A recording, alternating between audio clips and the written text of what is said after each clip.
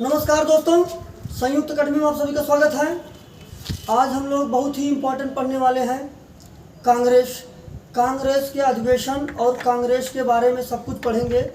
मित्रों, आप एक बात जान लीजिए, कांग्रेस के संबंध में बहुत सारे प्रश्न बनाता है। इनके अधिवेशनों के बारे में बहुत बार पूछता है, सैकड़ों बार, अनेकों बार पूछा है और आगे भी पूछता रहेगा। ये वाला सेशन मित्रों बहुत ही ज़्यादा इम्पोर्टेंट है। आप इसके हर एक बिंदु को अच्छे से समझ के नोट कर लीजिएगा और पढ़ लीजिएगा। जो भी महत्वपूर्ण बातें हो सकती हैं कांग्रेस के संबंध में, जितने भी अधिवेशन हैं, हम सभी पर चर्चा करेंगे सीरियल वाइज सीरियल। आप लोग ध्यान से देखते चलिए और आप संयुक्त अकेडमी से बने रहिए। चलिए हम लोग मित्रों पढ़ते हैं कांग्रेस के बारे में।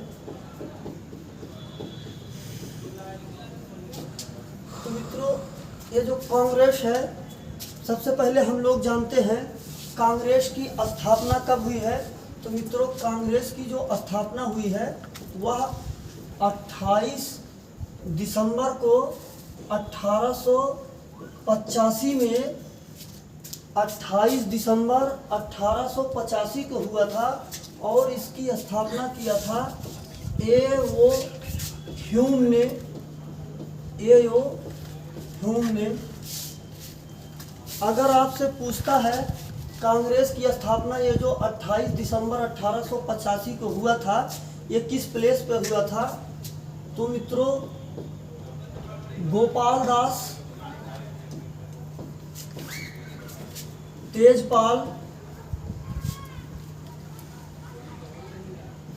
तेजपाल संस्कृत महाविद्यालय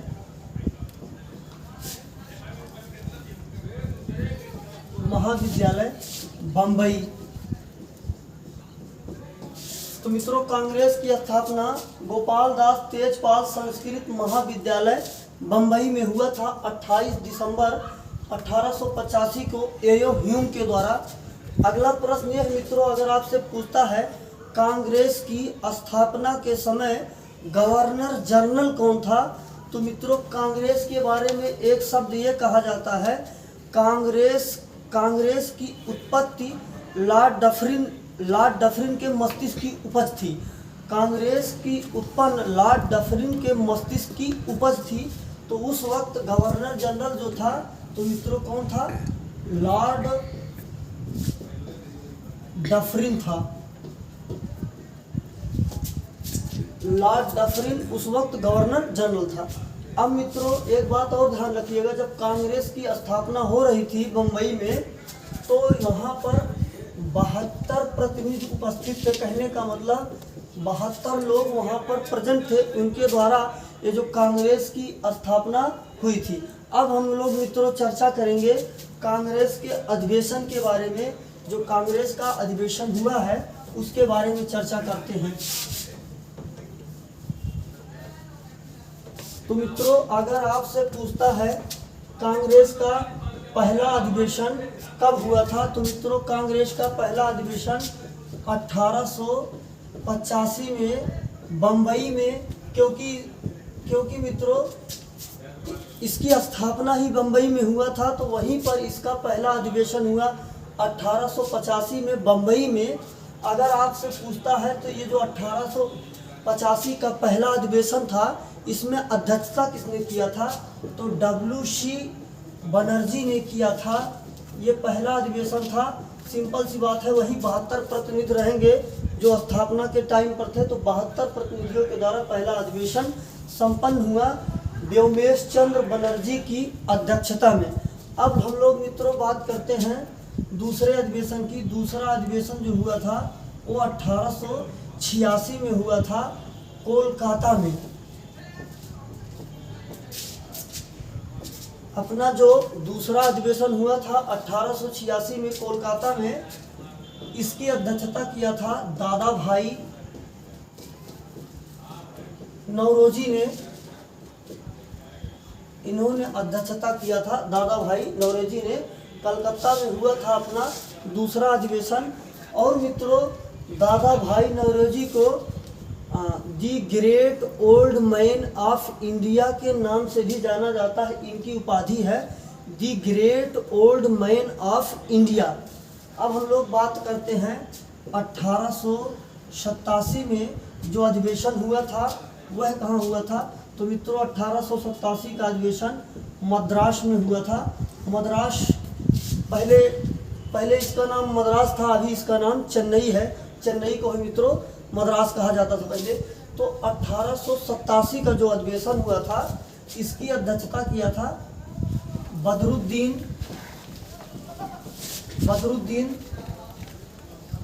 तैयबजी के द्वारा। और ध्यान रखिएगा बदरुद्दीन तैयबजी कांग्रेस की अध्यक्षता करने वाले पहले मुस्लिम व्यक्ति थे। पहले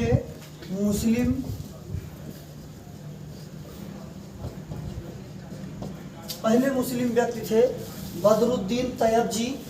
इनके संबंध में कभी कभी ये पूछ लेता है कांग्रेस का पहला शासक अध्यक्ष बताइए कि जिसने जो मुस्लिम रहा हो। तो बदरुद्दीन तैयबजी मद्रास अधिवेशन 1887 का अधिवेशन इन्होंने किया था। अब हम लोग मित्रों बात करते हैं 1888 का अधिवेशन। ये हुआ था इलाहाबाद में, प्रयागराज में हुआ था। इसकी अध्यक्षता किया था मित्रों जॉर्ज यूले ने। इनके संबंध में एक बात ये ध्यान रखिएगा, ये जो हुआ था कांग्रेस का अधिवेशन, तो मित्रों जॉर्ज यूले प्रथम विदेशी कह सकते हैं आप या प्रथम अंग्रेज कह सकते हैं। इनकी अध्यक्षता में अपना इलाहाबाद का अधिवेशन संपन्न हुआ। अब हम लोग मित्रों बात करते हैं 1896 का अधिवेशन। तो जो 1896 का अधिवेशन था ये कोलकाता में हुआ मित्रों। 1896 का अधिवेशन कोलकाता में हुआ और इसकी अध्यक्षता किया रहमत उल्लाह ने इसका अध्यक्षता किया। और इसके संबंध में ये पॉइंट इम्पोर्टेंट, हम लोग इस अधिवेशन को क्यों पढ़ रहे हैं, क्योंकि मित्रों ये अधिवेशन इम्पोर्टेंट इसलिए है यहाँ पर पहली बार वंदे मातरम गाया गया। तो ये जो 1896 का कलकत्ता अधिवेशन था जिसकी अध्यक्षता रहमत उल्लाह ने किया था, यहाँ पर पहली बार वंदे मातरम गाया गया था, इसलिए ये बहुत इम्पोर्टेंट हो जाता है अधिवेशन। अब हम लोग बात करते हैं 1905 का अधिवेशन। तो मित्रों 1905 का अधिवेशन जो हुआ था वो हुआ था बनारस में। 1905 का अधिवेशन बनारस में हुआ था और इसकी अध्यक्षता किया था गोपाल कृष्ण गोखले ने। गोपाल कृष्ण गोखले ने किया था। और ये अधिवेशन इसलिए इम्पोर्टेंट है मित्रों, यहाँ पर स्वदेशी की मांग की गई थी।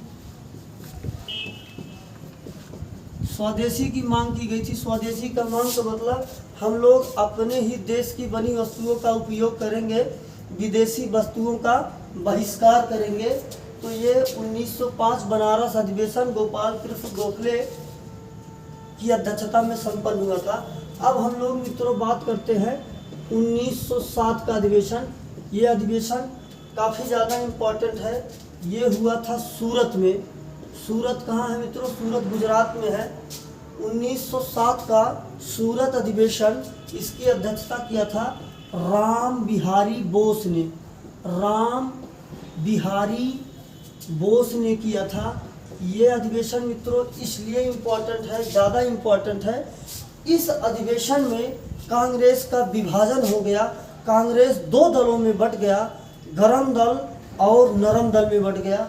यहाँ पर कांग्रेस का विभाजन हो गया और ये विभाजन हुआ दो भागों में, एक गरम दल और एक नरम दल।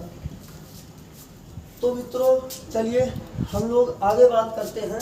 अगर आपसे पूछता है कि अगला अधिवेशन 1910 का अधिवेशन, तो 1910 का अधिवेशन मित्रों कोलकाता में हुआ था। बिशन नारायण धर की अध्यक्षता में। तो अपना ये जो 1910 का अधिवेशन है कोलकाता में हुआ था, इसकी अध्यक्षता किया था मित्रों बिशन नारायण धर ने। तो ये अधिवेशन इसलिए इम्पोर्टेंट है क्योंकि मित्रों ये 1911 में हुआ था और यहाँ पर पहली बार राष्ट्रगान जो जनगण मन अधिनायक है, कहने का मतलब जो अपना राष्ट्रगान है पहली बार 1911 कोलकाता अधिवेशन में गाया गया, जिसकी अध्यक्षता किया था बिशन नारायण धर ने। अब हम लोग बात करते हैं मित्रों 1916 के अधिवेशन का, जो कि हुआ था उत्तर प्रदेश के लखनऊ में और इसकी अध्यक्षता किया था अंबिका चरण मजूमदार ने। और ये जो मित्रों कांग्रेस का अधिवेशन बहुत ही ज़्यादा इम्पोर्टेंट है। इस अधिवेशन में 2 निर्णय लिया गया था, 2 फैसला। पहला तो ये हुआ मित्रों जो 1907 के सूरत अधिवेशन में कांग्रेस का विभाजन हो गया था गरम दल नरम दल में। ये कांग्रेस का विभाजन फिर से एक हो गया, कांग्रेस आपस में मिल गई, गरम दल नरम दल हट गया, ये सिर्फ कांग्रेस के ही नाम से फिर से एक हो गए सभी लोग, दोनों गुट जो थे फिर से यहाँ पर एक हो गए। और दूसरा निर्णय ये लिया गया मुस्लिमों के निर्वाचन प्रणाली से समझौता किया गया था इसमें 1916 के लखनऊ अधिवेशन में। अब मित्रों हम लोग बात करते हैं अगले, इसको थोड़ा हम रफ कर दे रहे हैं।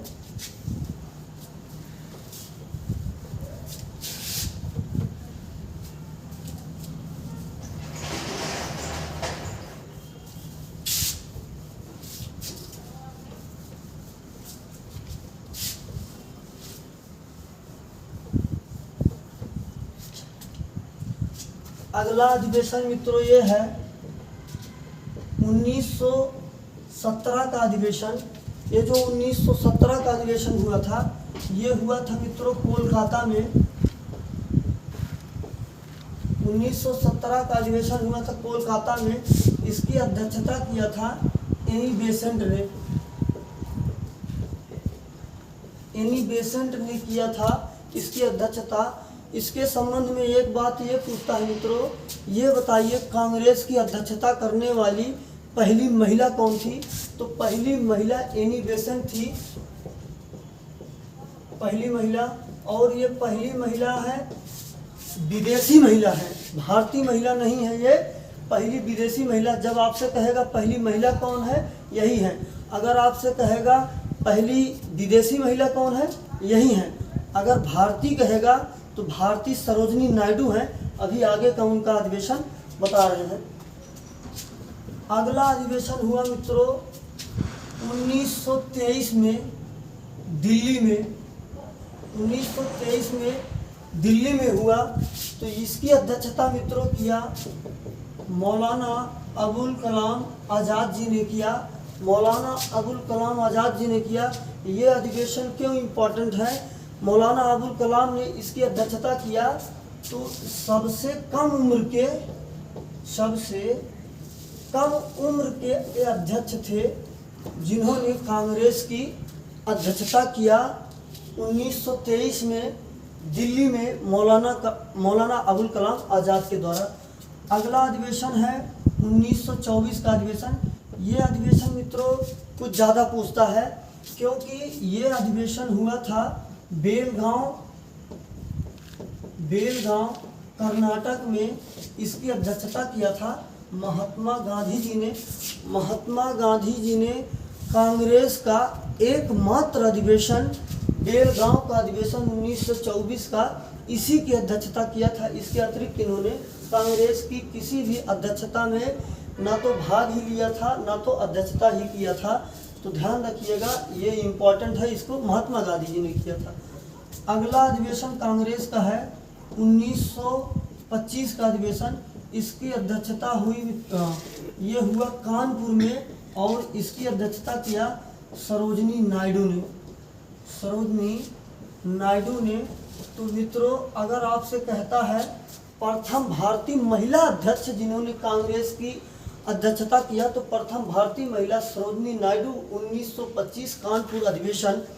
आप सरोजिनी नायडू के संबंध में 2-3 बातें याद रखिएगा। सरोजिनी नायडू को भारत की कोकिला कहा जाता है और सरोजिनी नायडू भारत की प्रथम महिला राज्यपाल भी रह चुकी हैं और ये उत्तर प्रदेश की थी और यही भारत की प्रथम महिला राज्यपाल थी। इनके सम्मान में मित्रों 13 फरवरी को राष्ट्रीय महिला दिवस मनाया जाता है और 13 फरवरी को ही रेडियो दिवस मनाया जाता है। 8 मार्च को अंतर्राष्ट्रीय महिला दिवस मनाया जाता है। चलिए मित्रों, अब हम लोग चर्चा करते हैं अगले अधिवेशन की। अगला अधिवेशन हुआ है 1929 में और ये 1929 का अधिवेशन लाहौर, पाकिस्तान में है। लाहौर में हुआ था। इसकी अध्यक्षता किया था पंडित जवाहरलाल नेहरू ने। नेहरू साहब ने 1929 के लाहौर का अधिवेशन किया गया था। और ध्यान रखिएगा ये अधिवेशन मोस्ट इम्पॉर्टेंट है, आप इस पे इम्पोर्टेंट लिख लीजिएगा, क्योंकि मित्रों इस अधिवेशन में हम लोगों ने पूर्ण स्वराज की मांग किया था। पूर्ण स्वराज की मांग, ये अधिवेशन बहुत इम्पोर्टेंट है, ये वाला पॉइंट बहुत पूछता है। चलिए अगले हम अधिवेशन की बात करते हैं। 1931 का अधिवेशन। 1931 का अधिवेशन हुआ मित्रों कराची में। कराची कहाँ है? पाकिस्तान में है। और इसकी अध्यक्षता किया था सरदार वल्लभ भाई पटेल ने। ये अधिवेशन भी बहुत इम्पोर्टेंट है। इसलिए इम्पोर्टेंट है हम लोगों ने इस अधिवेशन में मौलिक अधिकार का मांग किया है। मौलिक अधिकार का मांग किया है हम लोगों ने। मौलिक अधिकार अपने संविधान में अमेरिका के संविधान से प्रेरित है, वहाँ के संविधान से लिया गया है मौलिक अधिकार, जिसको हम लोग 1931 कराची अधिवेशन सरदार वल्लभ भाई पटेल के अध्यक्षता में संपन्न हुआ था। यहाँ पर मांग किया गया था। और एक पॉइंट मित्रों, इस अधिवेशन में महात्मा गांधी को काले झंडे दिखाए गए थे। महात्मा गांधी को इसमें काले झंडे दिखाए गए थे। कहने का मतलब महात्मा गांधी का विरोध किया गया था। और महात्मा गांधी का विरोध क्यों किया गया था? सुखदेव, राजगुरु, भगत सिंह को फांसी जो हुई थी, अगर महात्मा गांधी इन तीनों लोगों की वकालत किए होते और गोलमेज सम्मेलन में इन्होंने भाग नहीं लिया तो उन लोगों की फांसी रुक सकती थी या टल सकती थी। इसी के संबंध में महात्मा गांधी को यहाँ कराची अधिवेशन में काले झंडे दिखाकर विरोध किया गया। और मित्रों समझ लीजिए, कभी भी कोई चीज़ काला झंडा दिखाता है तो मतलब उसका विरोध किया जा रहा है। सफ़ेद झंडा शांति का प्रतीक होता है। अगला पॉइंट ये है मित्रों, अगला अधिवेशन हुआ है 1934 में। ये अधिवेशन हुआ है कोलकाता में। इसकी अध्यक्षता किया है डॉक्टर राजेंद्र प्रसाद ने।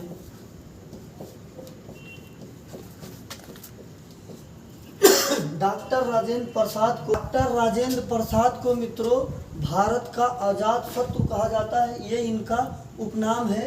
ये बिहार से संबंधित थे, बिहार के रहने वाले थे और ये भारत के प्रथम राष्ट्रपति थे। चलिए मित्रों हम लोग आगे बात करते हैं। सॉरी मित्रों, ये कोलकाता ना होके मुंबई है। मुंबई में 1934 का अधिवेशन मुंबई में हुआ था। अब हम लोग मित्रों बात करते हैं 1938 का अधिवेशन। तो मित्रों ये जो 1938 का अधिवेशन हुआ था ये हरिपुरा गुजरात में हुआ था। इसकी अध्यक्षता सुभाष चंद्र बोस साहब ने किया था। इसकी अध्यक्षता सुभाष चंद्र बोस साहब ने किया था। और जो 1939 का अधिवेशन था ये हुआ था त्रिपुरी मध्य प्रदेश में और इसकी भी अध्यक्षता बोस ने किया था। बोस ने पूरी अध्यक्षता कंप्लीट नहीं किया। इन्होंने इसकी अध्यक्षता के बाद त्याग पत्र दे दिया। अपने अध्यक्षता के पद से, कांग्रेस के पद से इन्होंने त्याग पत्र दे दिया। त्याग पत्र देकर इन्होंने फॉरवर्ड ब्लॉक की स्थापना किया।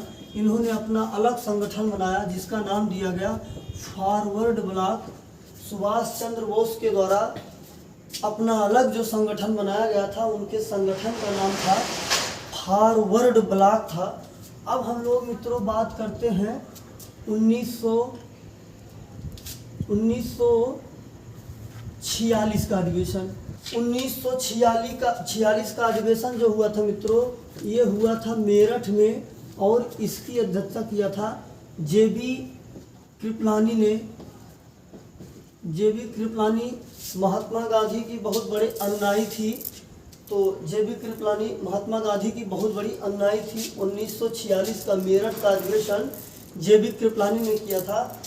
कांग्रेस का लास्ट अधिवेशन 1948 में जयपुर में हुआ था और इसकी अध्यक्षता किया था पट्टाभी सीतारामैया।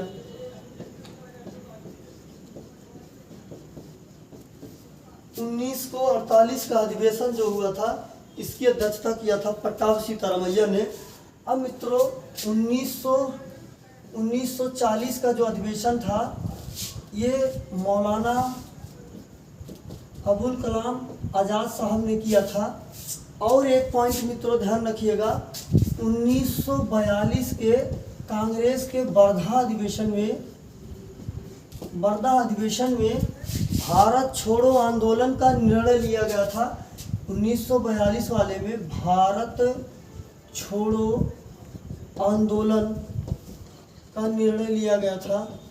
तो मित्रों भारत छोड़ो आंदोलन का निर्णय लिया गया था। 8 अगस्त को निर्णय लिया गया था। 9 अगस्त को रात 12 बजे से इस आंदोलन की स्टार्टिंग हुई थी, इसीलिए इसको ऑपरेशन जीरो हावर भी कहा जाता है।